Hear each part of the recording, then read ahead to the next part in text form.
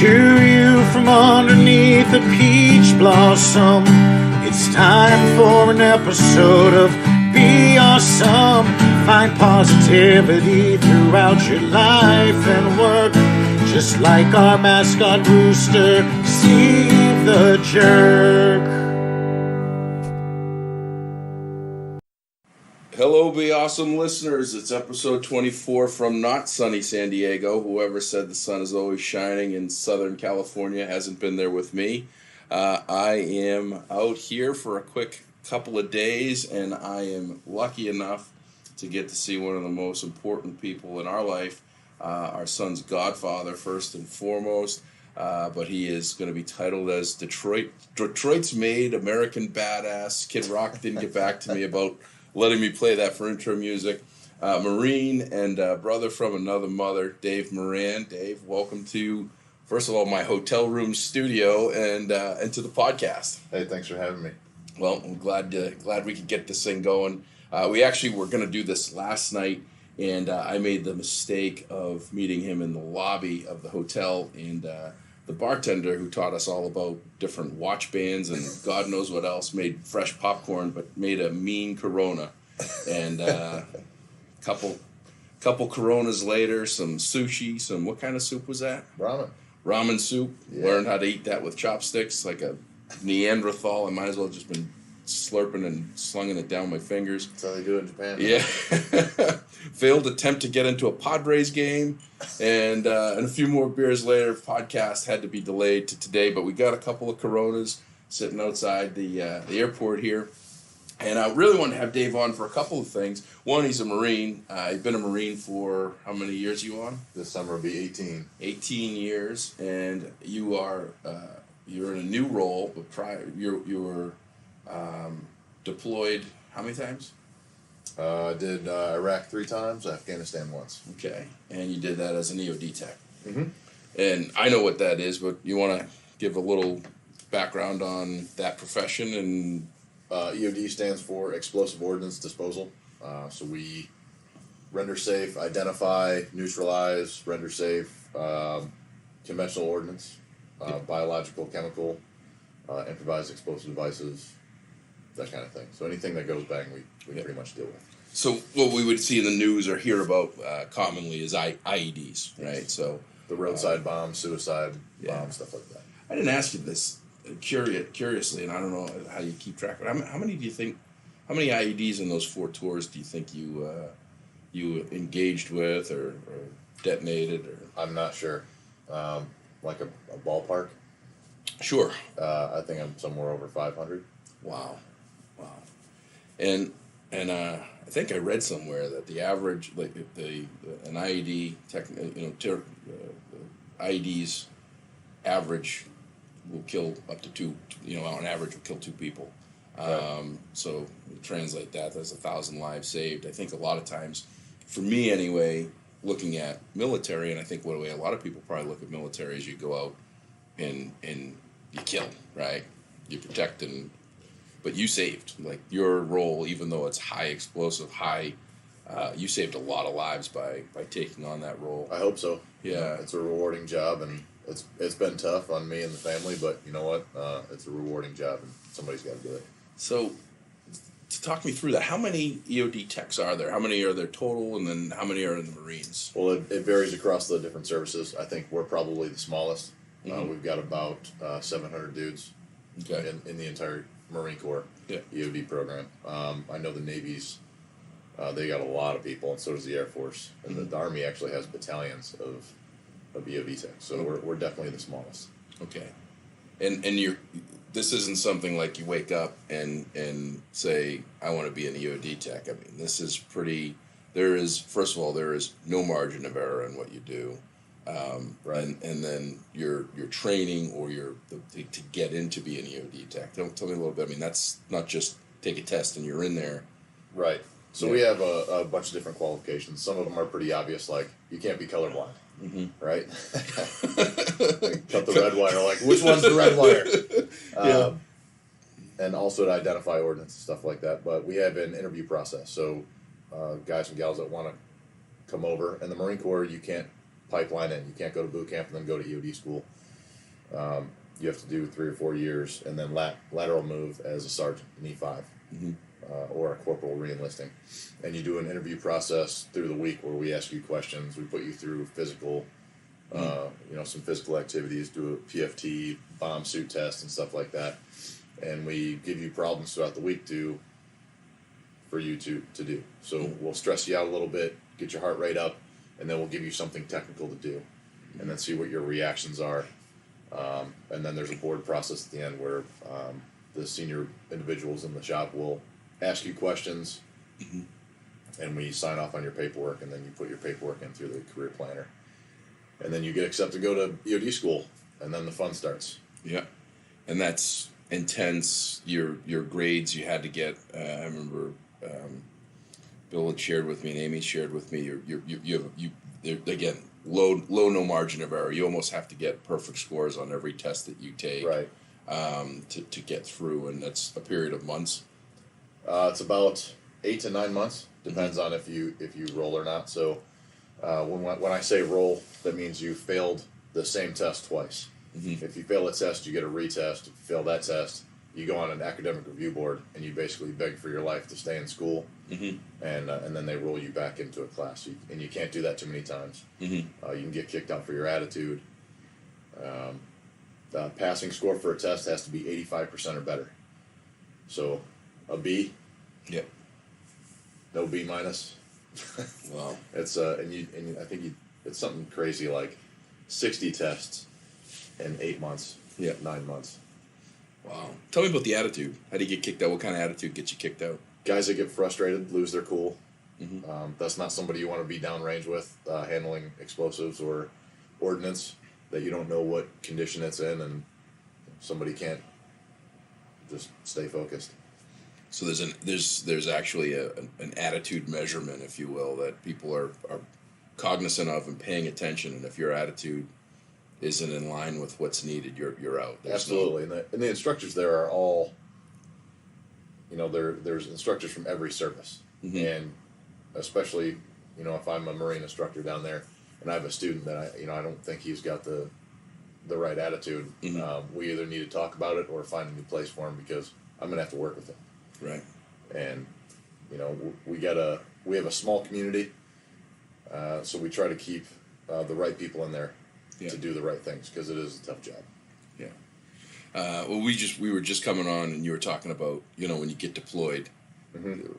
Tell that story, because that's So typically when we deploy, we're in 2 to 3 man teams, and you're with each other all the time, especially in Iraq, where we were really, really busy.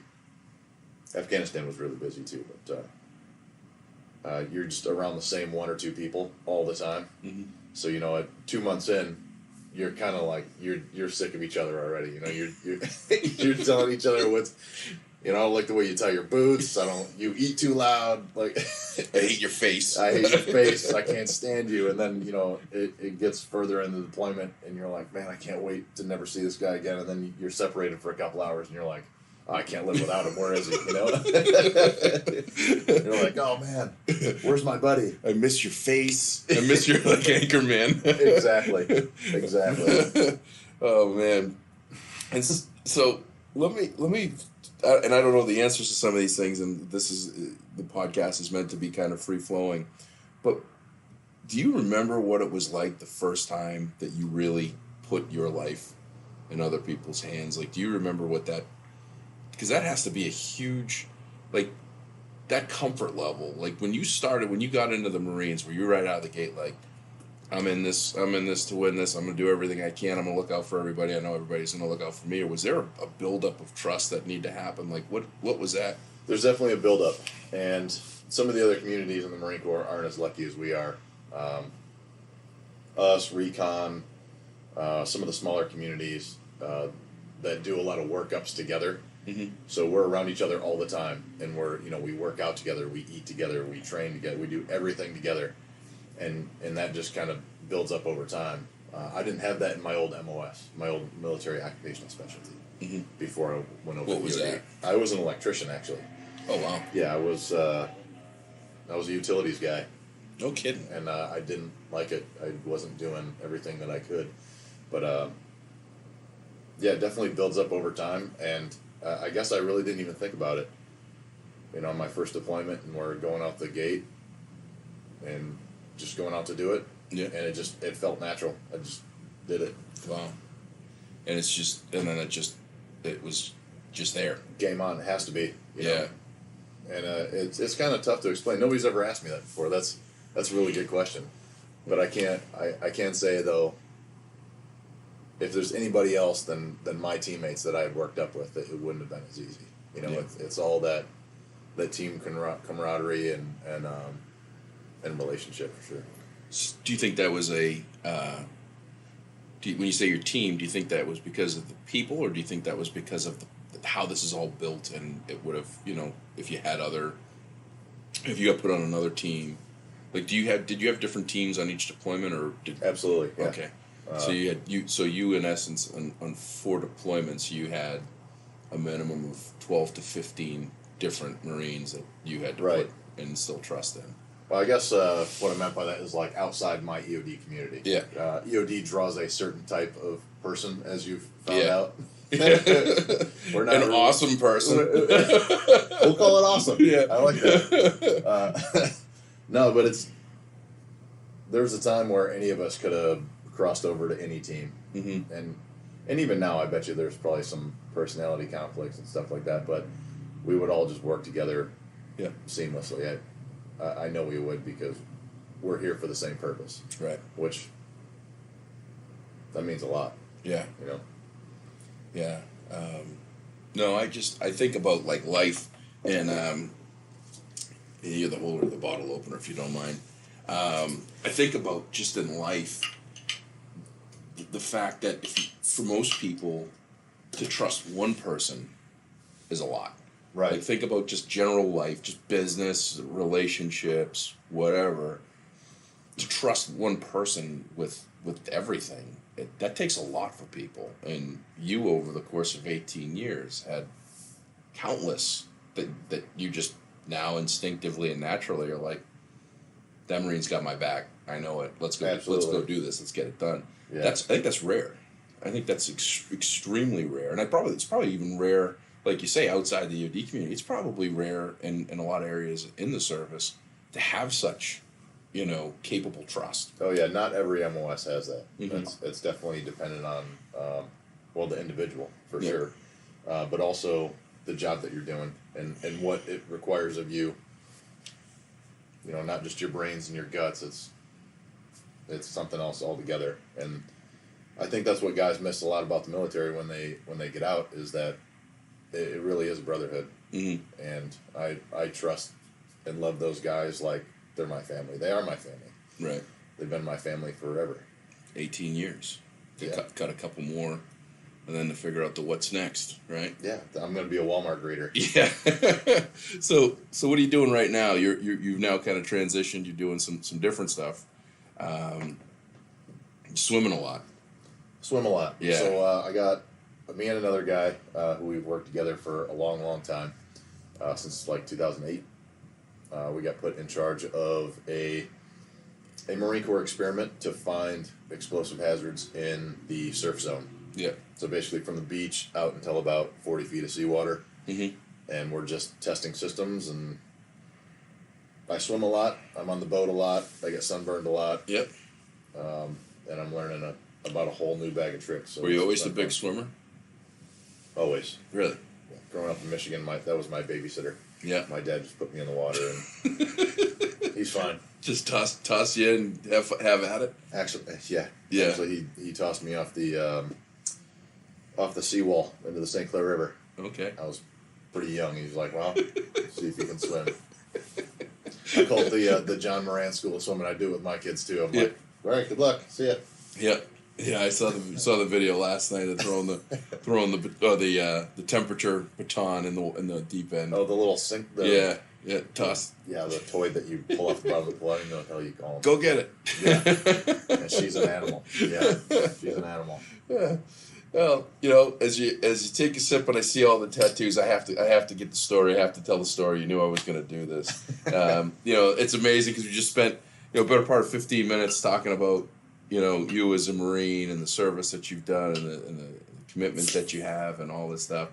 But the thing that I have just, I admire, I appreciate, I love about you is with all of that said, and you are truly, in a lot of aspects to many and most, myself included, a badass, and you could be on the poster of, a Marine poster to get people amped up and excited. And, I appreciate that. That's a hell of a compliment.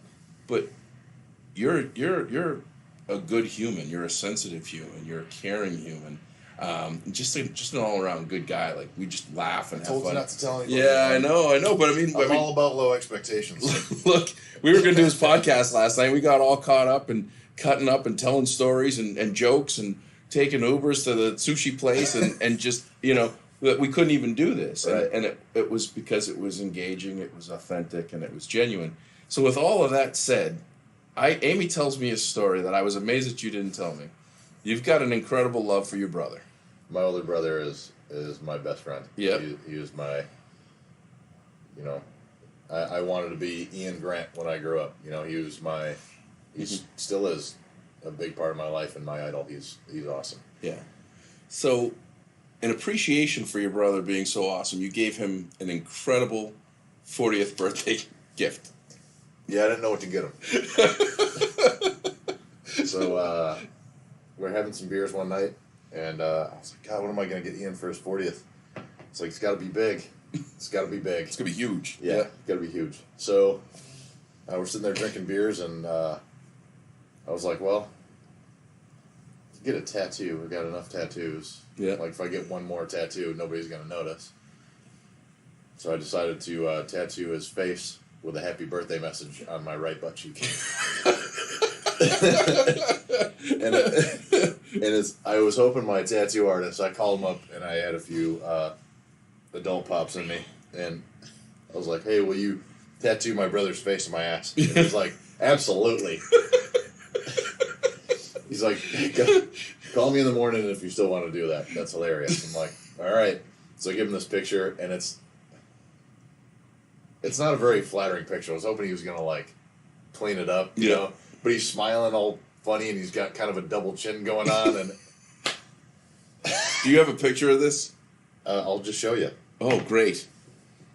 This is the first time that I'm actually going to say, okay, I'm going to look at a man's ass. But I just, this is too much. Oh my God. That is the single greatest birthday present anybody could ever get. That is fantastic. Oh my, that's legit, happy birthday, Ian, with his face. All the way down to the hat and everything. Oh my God, that's fantastic. I don't know why he put Ian in parentheses, though. You spelt it right. You got that going for you. You know what? Mm-hmm. Yeah. Like those bad tattoos you see on Instagram and stuff. Oh yeah. No regrets. Yeah, no regrets. I got the other side for you, buddy. Yeah, well, that's coming. I'm gonna be 44 next month, so I can't wait. Make sure it's a good shot of me. No double chins. Maybe an action photo, something really cool. Like a moving thing, so as your butt cheeks moving, I'm running in place or something. So what'd your brother think about that? I mean, was he impressed? Was he? I think at first I sent him a picture because I was obviously laying on my stomach when he was doing the tattoo, and so I took my phone and I took a selfie. I put my arms up over my head, so I was taking a shot down my back. And my friend Brandon, who did the tattoo, is sitting there, and he's all hunched over. And the picture of him that he's using is on my lower back. Yep. And my pants are pulled down a little bit, and he's obviously tattooing my butt cheek. Yep. And I sent him that picture, and he's like, "Why is there a picture of me on your lip? What are you getting tattooed on your ass?" There's just this stream of questions coming through via text. And I'm like, don't worry about it. And half hour later, I sent him a picture of the final product. And he's like, are you effing kidding me, dude? I think he was kind of upset about it at first. And now every time that I see him, he takes a picture. He's like, pull your pants down. And he puts his face next to my butt and takes a picture. That's fantastic. That's just you got to think about, I could just imagine you having a couple beers, sitting there being like, man, I love my brother so much. It's going to be 40. It's a big birthday. what do I get him? I got it. I'm going to tattoo his face to my butt with happy birthday on it. Yep. Perfect. And that's just like wide open, fantastic. How long did that take? What was like? Like an hour and a half. That's not bad. No, it's not bad at all. Yeah. It's a different sensation, though. Yeah. I can't. I just can't. I can't do it. What do you mean you can't do it? I can't do it. I went with Frawley when he got the big Irish thing that he did on his arm, and Amy got one on her foot. I watched both of them. I can't do it. I can't. I'm not good with needles. Nobody is. I'm not good with needles, and I don't think I'm good with pain. And I think both of those things are what you have to do with a tattoo. I think I cried when I did a peel and stick one once, so I think the head of tattoo got you, huh? Yeah. You got one like on your front of you got like a skull and crossbones on the front of your shin, don't you? Yeah. And it's huge. Yeah. Because you saw when we played golf, and I was like, that just had to be like, that's right on your bone. That had to hurt. No, not at all. Come on, man. No, it's just like getting scratched. It's not like you're getting jabbed with. It's not like, it's not like stabbing you like countless times. Well, it is, but it's not deep. It's not like I don't know how to explain it. Do me a favor, don't, because I'm not going to change my mind. No, I've been thinking about doing something, but it's like, I'll make you a deal. I was thinking about Your doing face like on my ass, and Yeah. you have to get a tattoo. of what? I don't know, man. That's like, I Like mean, a cool, well, look at these guns. I mean, I don't cool- want to mess these guns up with Cool barbed like, wire putting some- armband or something. Yeah. Well, I get a tribal band around my 6-inch pipes. Oh yeah. Yeah. You have to keep that arm hair trimmed Maybe I'll so get- you can see it. Yeah. Get the Roto Rooter logo on my arm because I'm a pipe guy. You don't give yourself enough credit, man. Gun show, baby. You're one of the most awesome individuals I've ever met in my entire life, man. I love you.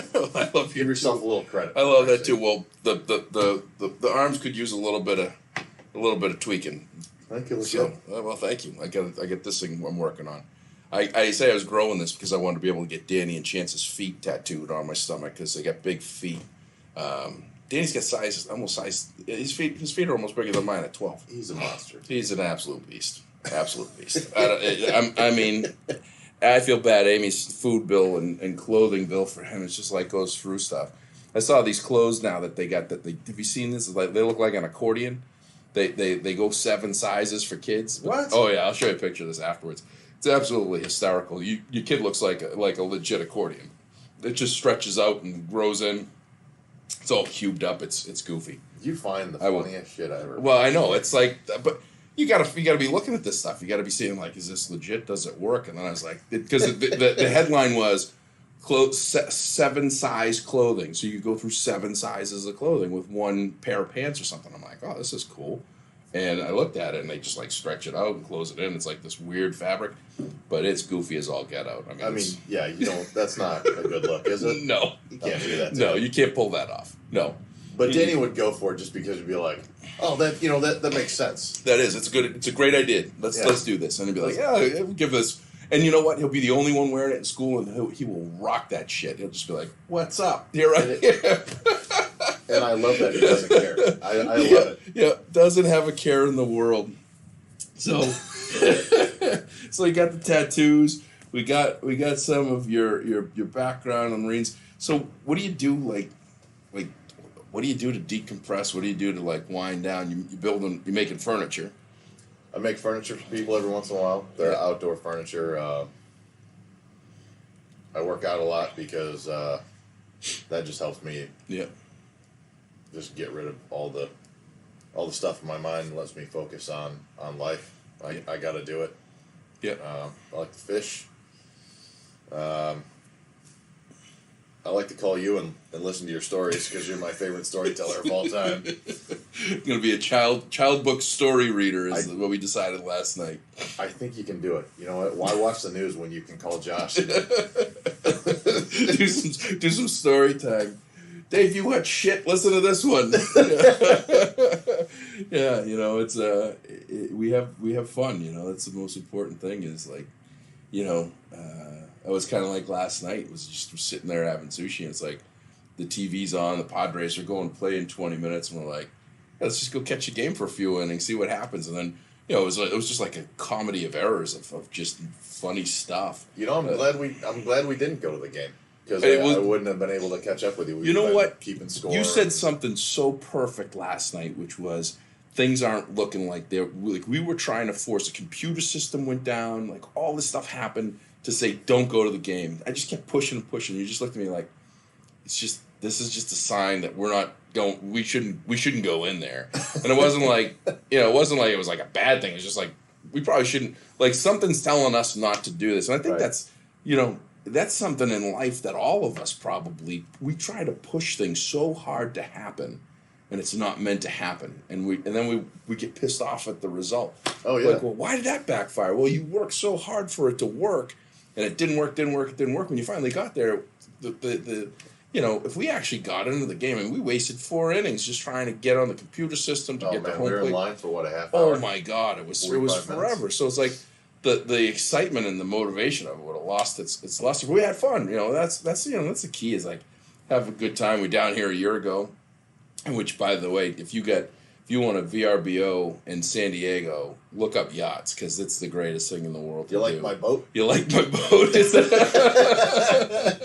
So I couldn't believe it, man. When I came in town, you're like, I have a boat that I'm staying on. I'm like, what? Yep. To walk out there and it's just that thing had 60 feet. 60 feet. Yeah. It's got queen beds in it, showers, toilets, 3 staterooms. He's like, I got a captain coming here. We're going for a ride. I'm like, you're ridiculous, man. That's what I love about you. Well, it's funny is people like.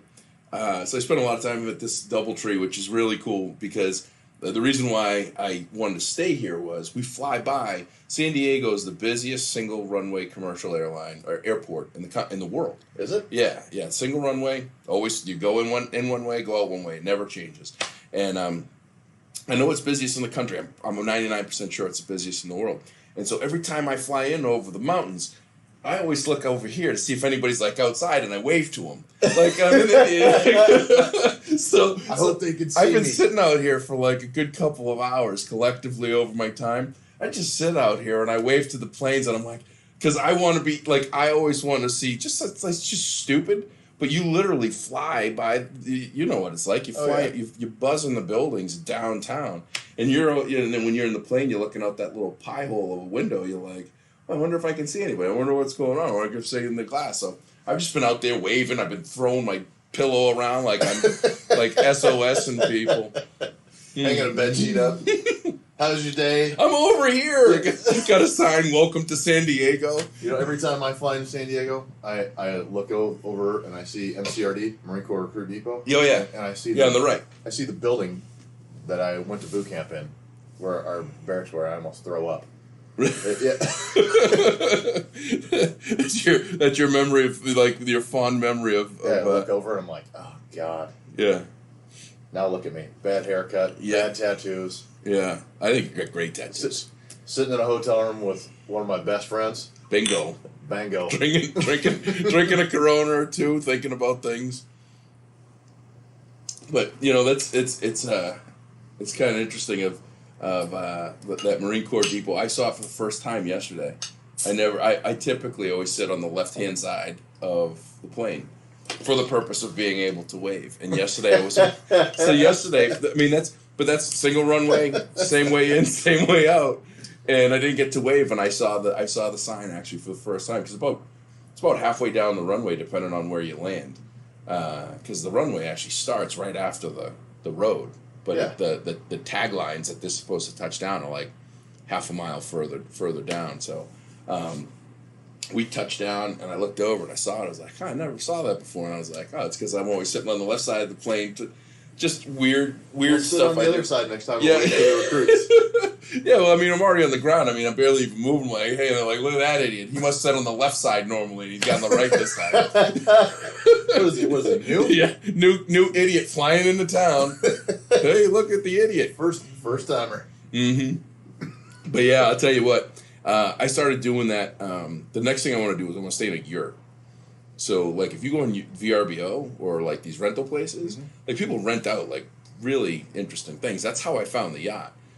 So if you go into, like, the found that cabin in Vermont, which was fantastic. That was amazing. Yeah, so like That's just a testament to how awesome a human being you are. So, I was in town or in Vermont for some training, and this guy is like, "Hey, I'm gonna rent you a cabin. You, Amy, and Danny go fish," which was another experience altogether. Mm-hmm. Because Danny's just the smartest human in the world. Wearing Velcro shoes, putting the milk in the cupboard and the cereal in the refrigerator. I'll build you a rocket, but damn it, I can't work this fishing pole. I can't cast to save your life. Yeah. He caught a couple of fish. He did good. Oh yeah. I just turned around. He's got that bird nest, like I was telling you that story last night. He's like, I don't know. I'm done. I'm all done. I give up. You want to do some nuclear physics? I'm like, nah. Yeah. No, it's yeah. I'm at fault for that. Amy's actually really good with fishing. Amy? Yeah. I think She actually got in the water up there. Yeah. You'd been impressed. She did a great job. Oh yeah. No, she's a swimmer. She does great. But for me, like, first of all, outdoors, I hate to say it reluctantly. I have to be forced for most things. Really? But you were an awesome hockey player. Yeah, but fishing is like mediocre was hockey, but that was like pond hockey. And you told me I skated like a nightingale. And I do. Believe were the words. Yes, yeah. But I never ice fished because I was skating, and I never really got into. I didn't actually go fishing until I was old enough to drink. So then it was just drinking. Like, you go out on the boat, you hang out with the guys, you have a good time. Oh, especially ice fishing. Yeah, well, I've actually never to this day been ice fishing. You sit in a heated hut. Yeah, and some of them have direct TV, and you just sit in there and watch a hockey game and get roadhoused. Who's got direct TV in their fishing hut? People in Michigan. Really? Yeah. See, if I was going to do that, then that's where I'd want to be. I'd want to be. It. I want you to go down the Google. It's worth a Google. Consult the Google oracle. Google ice fishing. We got to see this. Like bitchin' ice shanties. Like baller ice shanties. Baller. How do you spell ice shanty? Ice shanty. That's a great question. I'm a terrible speller. Clam ice fishing shelters. IceShanties.com. Oh, dude, some of these things are sick. Oh yeah, they got bunk beds in them. Oh. They got room for step class. Do you eat perch? Yes. You do? Oh, yeah. Really? Walleye, perch. I've never actually, restaurants don't sell perch, right? They do in Michigan. That's the only answer I have for you. I apologize. That's all right. Well, they do in Michigan. I haven't lived there in 18 years. These guys play for keeps. This guy's got it hooked up to a car. Like, it's in the car. Well, you drive your truck out on. Look at this thing. Yeah. That's not a car. That's like a house car. I've never even seen something like that. That's an ice house car. It's amazing. Yeah. All right. Well, now you've somewhat piqued my interest. Now I need to find someone. If someone's out there that's got direct TV ice fishing setups, I want in. Well, now I want to test the waters. You can just stream, right? Oh, you could do that too. Yeah. All right. Well, now I need somebody to take me ice fishing. That's what we need to do because I haven't done it. I'm gonna take you to Michigan. And we're gonna go ice fishing. And Danny can't bird nest that because it's all like you just wrap it down and drop it with the. You can do a hand thing. So we can't screw that up. See, I just took that heat a week because if I was fishing with you in Vermont, he learned that whole bird nest. He learned that from me. And this is what I would do. See, you would have been in the water, or you would have forced me to be in the water chasing the fishing pole because I would have done that, and I would have been like, "I've had enough of this." I just throw that shit right in the water. I just make it pretend go away. You do not give yourself enough credit, man. I'm not into the fish. I'm not a fisherman. I am definitely not a fisherman. I'm not. Like I said, I told you about the climb that I did with Ralston in October. That was the longest I had been outside like straight like that. And I don't know how long. Man, when you're telling me that story, I was looking at you like, dude, I love you, man. You're the best. Yeah, you gotta read. So my CEO put a post on LinkedIn like a month ago, and I talk about leadership, and some of the components that go with it, and the fact that, you know, understanding the people that you're leading and understanding where you should stand, whether it's behind, in front, aside, you know, determining for growth. And I used a couple of videos of Ralston where he was, at the beginning, he was standing behind me. He was allowing me to set the pace with support from behind, because if I just followed him, I would never truly, I would just be following his footsteps. Right. And then as we got to 13.5, with the effort to get to 14.2, I was gassed. I was delirious. It was a mess. I had no backpack on. He's now in front of me trying to guide me, you know, to show this stuff. And it's pretty powerful, and it's also emotional. And so my CEO puts this post up with me standing in front of this audience talking, and you can see in the background me just hunched over in this part of this video. And Ralston writes, so puts on the post like, did you share the story about how you were your tears turned frozen and made a Yeti toothbrush or something like that? I'm like, oh God, because the story's so much better than reality. The reality was I was miserable. I thought I was going to die. I broke down. I was crying. I yelled at a guy and told him, you know, I'm stuck, and how do I get out of here? And he says, get unstuck. You know, like all this stuff like transpired and happened. And then you're not scared to go. He spills my beans. Things. No. You know, and that's cool. Speaks volumes about you, man. Really, because dude, leadership is tough. Yeah, I'm here to tell you. And learning how to do it on the fly with different personnel all the time.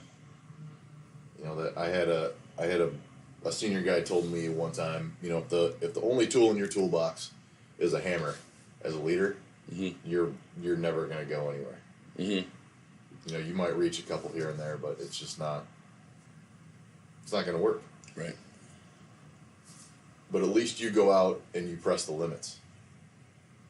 You know, and I think that's lacking in society nowadays. Like, why would I do that? That would hurt. Right. It's like, well, but you found something in yourself on that mountain. Right. Well, I did, and I found the reality of I need to do it again. Like I need to complete it, and that's. Complete it, or you left something else out there and you want to go find it? Probably a little bit of both. Yeah. If that's possible. Like, I'm not, you know, the pumpkin paddle was one thing. It was 3 miles, and I got like probably a half mile legit. And, you know, and then next thing you know, I'm doing 8 miles the following year. And that was just like, I honestly didn't even think I just wanted to be a half a mile. I didn't care about getting 8 miles at a time. It was one paddle at a time. And then the hike was, you know, Ralston just said, because I was done. Like, look, I'm 43 years old. I got a 16-month-old, a 12-year-old. I got an incredible woman. I've got family. I've got all this stuff.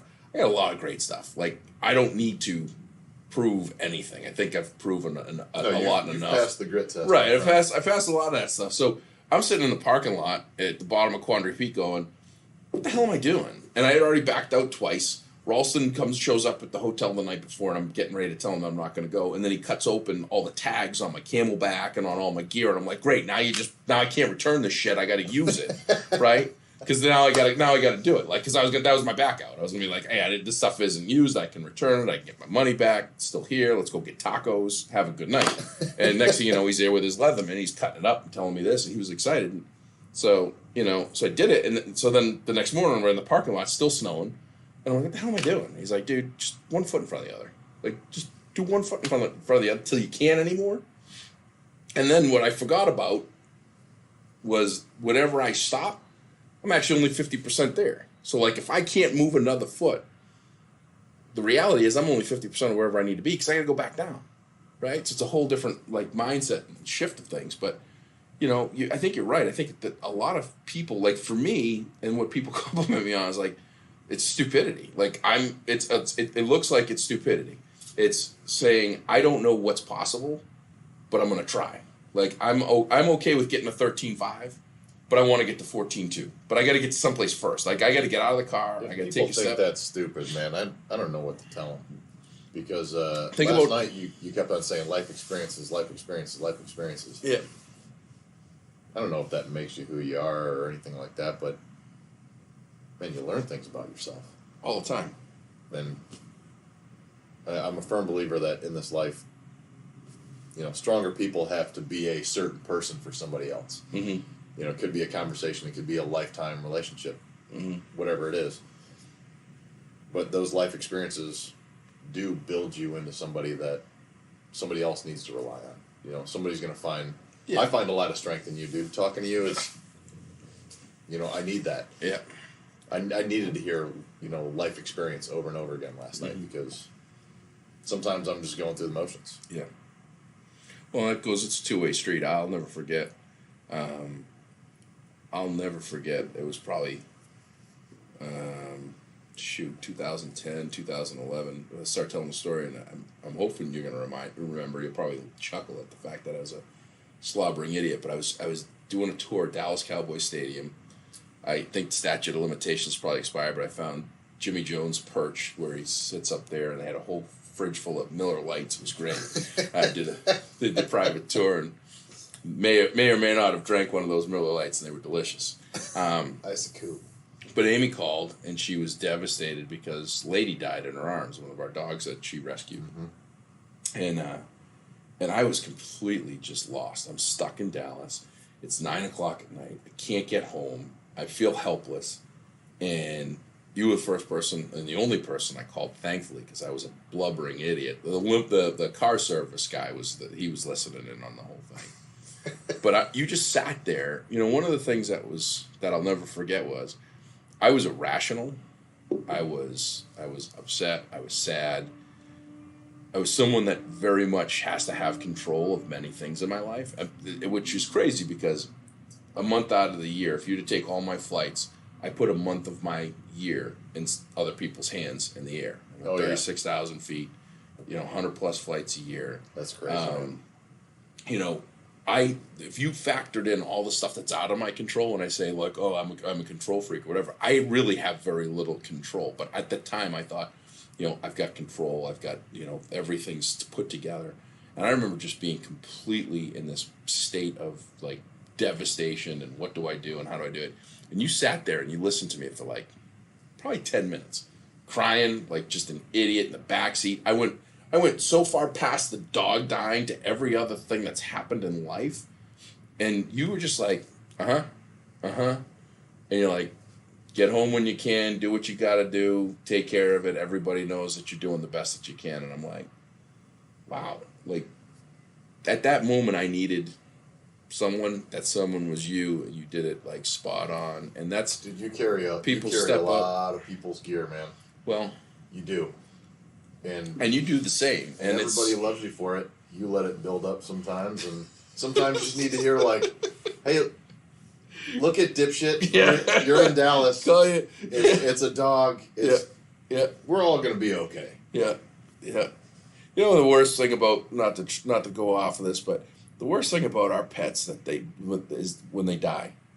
They all die in the dead of winter when it's negative 40 out. And you can't bury them. No, you can't bury them. You can't.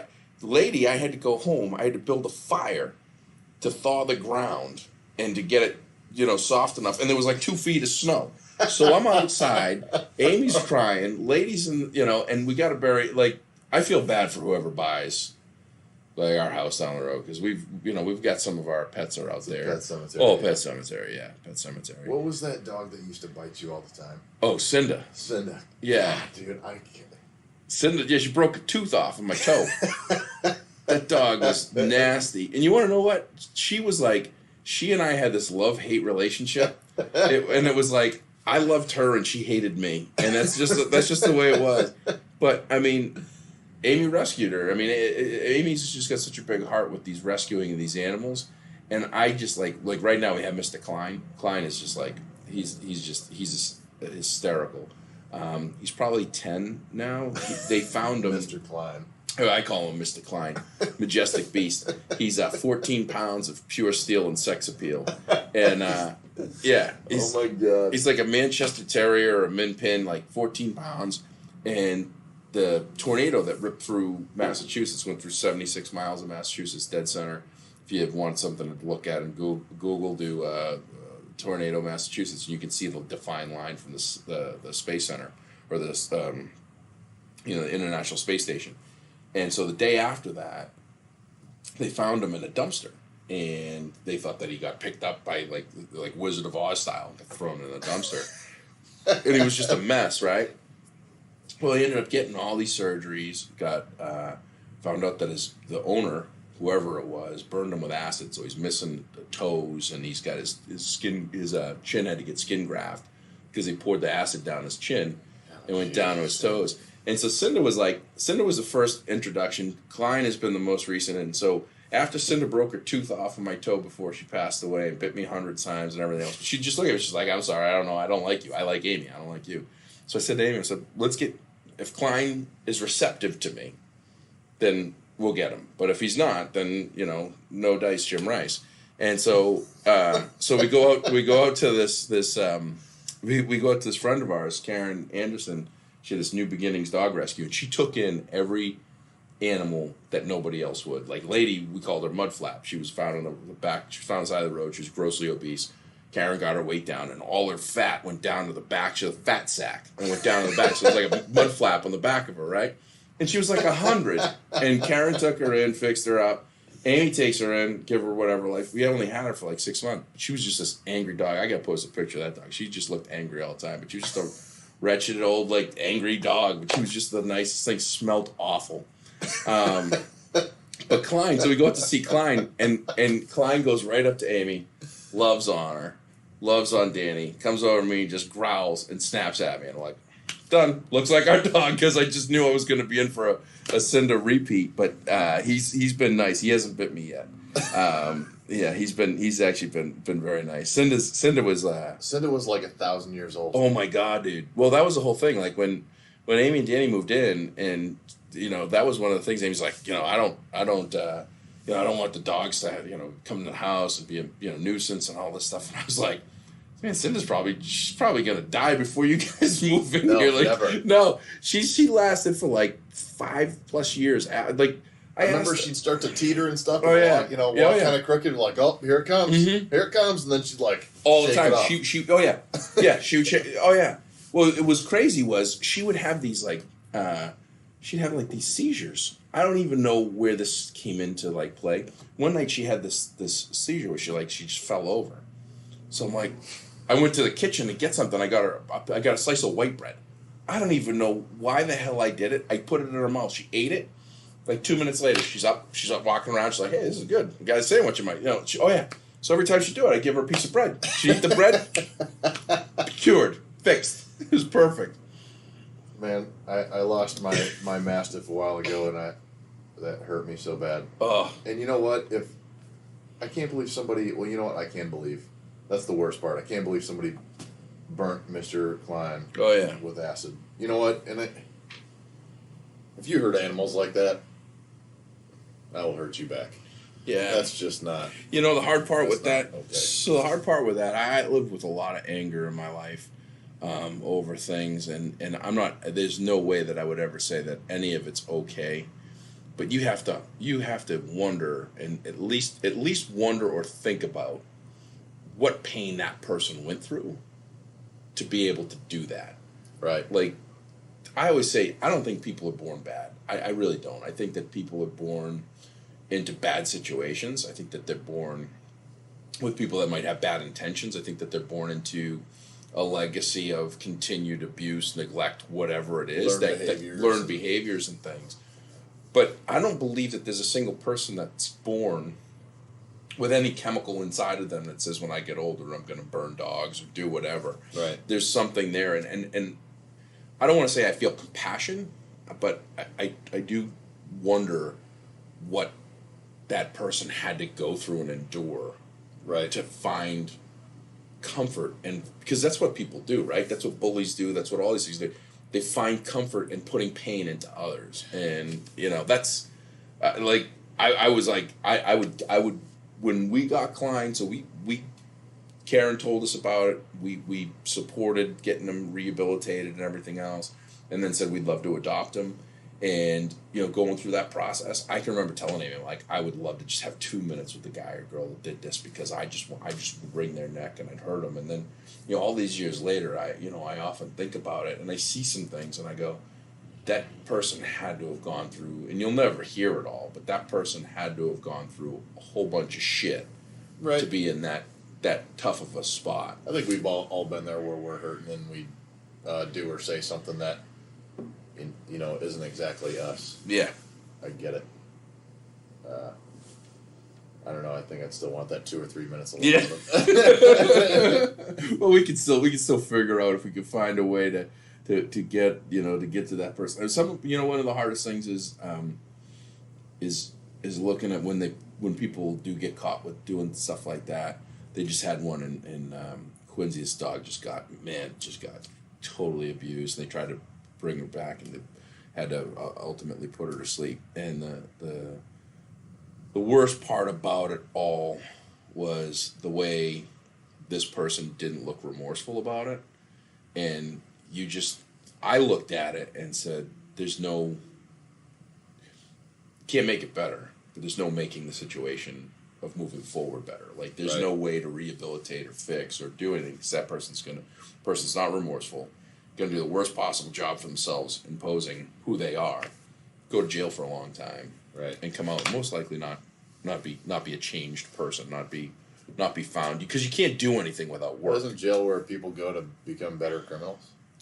I think that does happen from time to time. I believe there's a fairly high percentage of people that actually is accredited to. Yeah. Mm-hmm. I've even heard stories of people, leaving jail and they leave, a TV or a radio behind with somebody like, hey, I'll probably be back in a couple of months. Just hang on to this for me. Well, I mean, people that go to there's a lot of times that people go to jail and they get out and they think it's better being locked up. It's routine. 3 hots on a cot. Yeah, 3 hots on a cot. It's routine. They get to that life is crazy for them. And that's I don't know. I see I see a lot of this challenge. This is why this Be Awesome thing and why I'm trying to have great people like you and different people to say that you don't need to fit into one mold to be awesome, and you don't need to deal with certain things one way or another way to be awesome. It's a mindset. It's that attitude. Like, I love the fact I never knew that attitude to get you kicked out of EOD school. I wonder how many people that actually happens to. Like, that'd be. I've known of at least 5 or 6. Really? They were my OJT guys, on the job training guys, and they showed up to school and straight up had temper tantrums. They couldn't handle being told that they failed at something. Yeah. But back to that dog thing, I can't. I'm like you, dude. If I go to the pound, I'm gonna be like, round them all up. Yeah, let's go. Get them all in the truck right now. Yeah. They're all coming home with me. Yeah, absolutely. How are you gonna feed them? I have no idea. Yeah. I just want them all. That's the whole thing. You don't think about that stuff. It's like Amy and I were talking once. I said, it's funny. We can go stay at Disney World for a week, and it costs less than for us to keep all of our animals because we got the goats, the guinea hens, the chickens. And the goats are still there? Oh, yeah, dude. George died George died. It was still freezing. Ground was freezing. Actually, Sean Flynn had to come out and come out with a backhoe. Oh, yeah, he's got a serious What about Wheezy? Wheezy's gone. Wheezy passed away. So we got George and Wheezy 10 years ago. Wheezy passed a year. She only made it like a year, year and a half. How long it's been since I've been back to Mass, huh? So we got Lulu. We got Hershey. We got Clementine. Then we got the Igors. We got the guinea hens. We got 2 roosters. Steve, who's a mascot rooster for the podcast, he comes on and attacks people when they come over. And then we've got Yogi. We got a couple of hens. It's funny. We got some neighbors. Peter and Debbie DeCenzo. Peter was he was my first employer. He gave me my first job when I was like 12 years old. He has furniture reupholstery and drapes and curtains. Does window treatments, and so they live across the street, right on the town line. That nice Cape house you probably saw, that Cape style house, when you ran to the gym, because why would you drive to it? Remember that you're like, I think I'm gonna go to the gym. I think it's right down the street. I'm like, oh, you want to take the car? He's like, well, why would I do that? I'm going to the gym. Why would I drive there? I'm gonna run there. And you actually ran the wrong way intentionally, so you get a couple miles in before you went. And that's not my style, but any case, I'm driving by. So we get chickens, the coyotes and the fox and the owls, hawks, like all the predators that get. Pick off a couple of chickens and guinea hens every year. And so the DeCenzos had this beautiful hen that looked like one of ours that disappeared like a year prior. Just pecking out in the front yard for probably 2 or 3 weeks. I'm like, oh, the DeCentos must have got chickens. So I end up calling and saying, hey, that's a beautiful chicken. Looks like one of mine. They're like, oh, we thought it was yours. I said, no. I said, no, it's been in our yard every day, but we got our dogs. We're afraid that the dogs might, would you mind taking it? And I'm sitting here spending a year talking about I'm not getting any more animals or pets or anything. I drive my pickup truck over there, pick up the hen, put it in my lap, drive it around the truck. I'm like, I'll just drive around the neighborhood, let everybody know I got a chicken now. Look like a crazy chicken guy. Now I get picking up random chickens in my neighbors' houses. So one of our neighbors, I mean, this isn't farmland. This is suburbs, right? Well, I don't think it. I mean, one of our neighbors, exactly one of our suburbs. other neighbors who I haven't met, they got a pig and they walk it on a leash like a dog. Legit, like takes their pig for walks. Like one of those. Like a big. No, it's a big one. It's like, a big one. Like a big pink one. Yeah, yeah, and they're not going to eat it. It's been around a while. A friend of mine moved to Texas, and he had this wild pig problem. Oh, the boars. And he's a little bit of a smartass. So he started emailing PETA. Yeah. On how he's like, hey, I have this pig problem. They're destroying my crops. He's got all this farmland, right? Yeah. And he's like, how do I deal with them? And they're like, oh yeah, build these pens and trap them and all this other stuff. And he's a big time hunter. Yeah. And then he sends them back an email like, oh no, my rifle did a great job on them. Did you guys know these things are loaded with bacon? Like, this is awesome. And they're like, don't ever contact me. Yeah. Yeah. No, those boars are nasty. They are. They're so down in Texas specifically, there's people that actually do boar hunts. Mm-hmm. You seen this where you go up in the helicopter with an AR-15? Oh yeah, they got miniguns. They do all kinds of stuff. Oh yeah, it's crazy. But they're everywhere, and apparently they're vicious. I didn't know this. I was in Texas. They do damage to your crops. They'll actually attack you.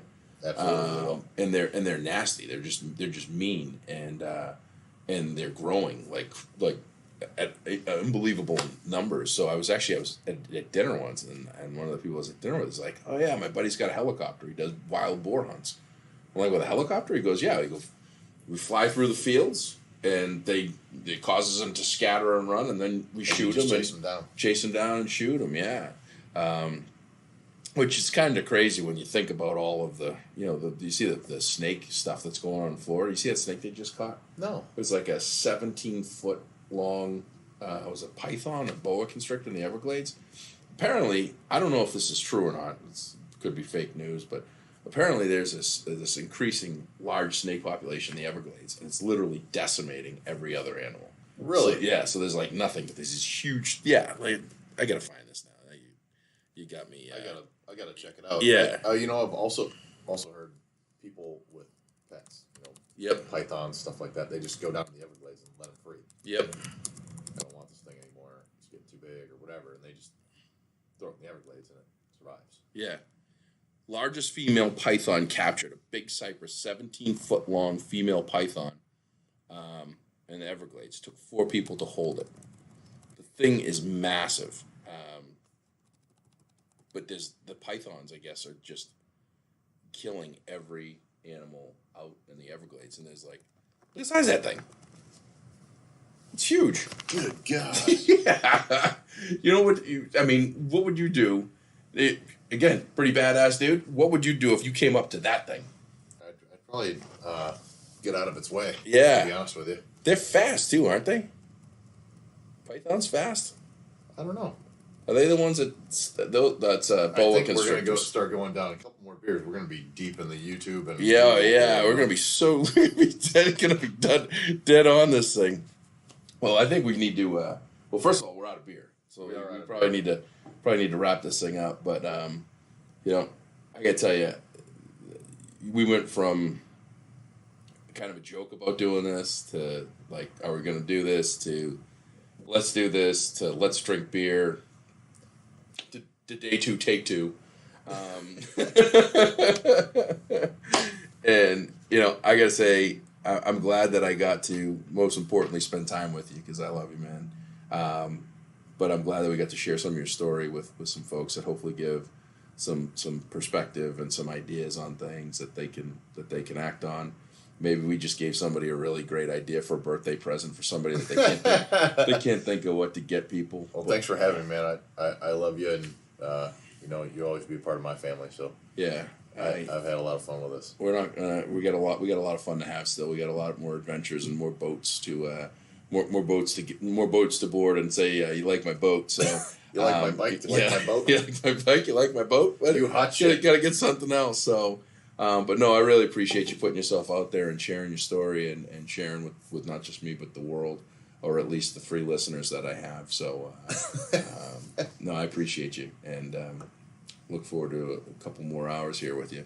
Hell yeah. And I really appreciate, the audience. You guys have been patient with me while I went off for a couple hours. I've got hopefully some really, really exciting news in the next couple of weeks.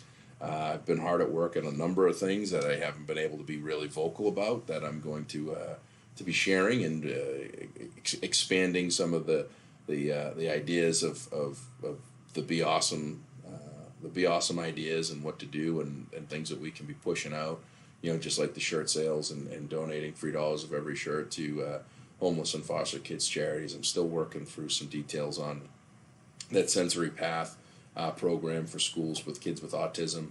But if you're interested, please do send messages to me via LinkedIn or Josh at Be Awesome. That's BEAUSM.com. That's my email. If you have a school that's interested or you have someone that's interested, you commit to a certain number of shirts, and I have an autism sensory path designed to help kids with autism and other special needs. That it's $1,500, and a woman in Mississippi, special education teacher, makes them, and I'm hoping that I can get a couple more of those. We put our first one in Sharon Elementary School last month, so. Get some really exciting things. I'm doing some more speaking engagements directly businesses and organizations, associations.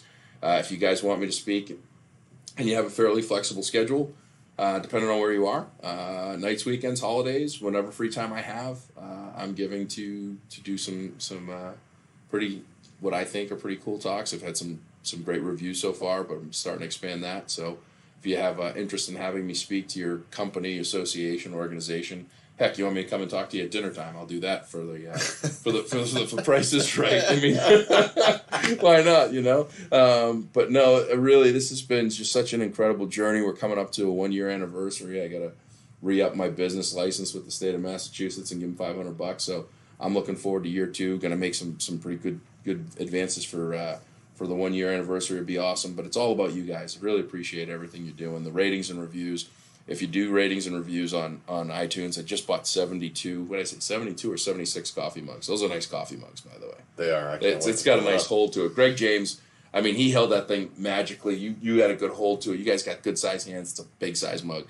So you guys, you do ratings and reviews. You want a coffee mug, you want a T-shirt, do a rating and review. I've actually got Sam Glenn. He's the attitude guy. I highly recommend that you read his books, follow him on social media. He's someone that inspired me to be able to do what I do today. I bought 10 of his books pre-ordered. They're going to come out May 2nd. So effective May 2nd to whenever those books are gone, do a rating and review, and I'll give you one of his books too. So I think your time is important. Sitting here listening to us, listening to me, doing the ratings and reviews, that's your time. You can't get that back.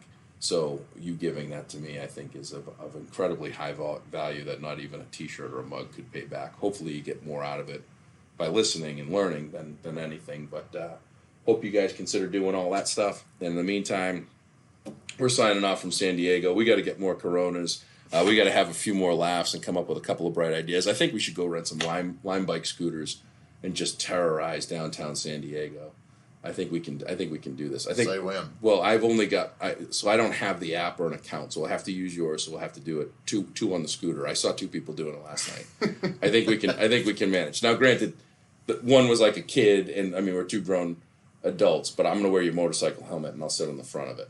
Okay, cool. Cool. I'm in. Well, until then, guys, remember to be awesome. You got to do awesome, and I appreciate you all for your time. Have a great day.